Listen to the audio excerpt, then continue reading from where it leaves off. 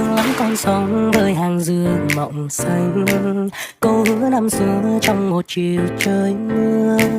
Em nói em thương anh nhiều, thương em anh tin rất nhiều, nhưng đời không như giấc mơ đẹp em rời xa chốn đây. Một hai em muốn bước lên Sài Gòn vì anh đã nghe câu chuyện vài người trong sông nói em sao xinh đẹp, sao ở quê làm gì làm em cứ thêm những mơ mộng. Em muốn cách xa nơi này, bỏ lại anh với tiếng yêu không vẹn nguyên. Anh đã chạy theo đến tàn kêu ngày em hành trang bước đi, mặt hồ vẫn chiếu bóng người như cũng muốn em mời ở lại. Sẽ không còn những cánh diều nhưng buổi chiều tung tăng với mây.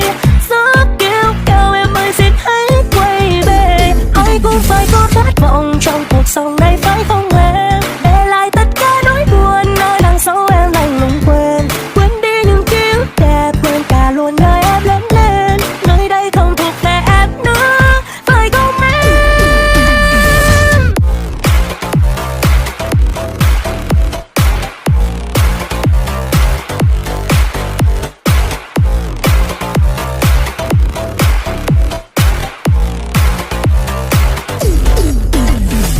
Thấm thoát đã 3 năm, đi đâu mà xa xăm. Tiếng em về thăm quê ra mắt ai với mẹ cha em. Trong ngóng chờ đợi nhưng nhớ một thời, giờ trên tay anh tâm thiệt cứ.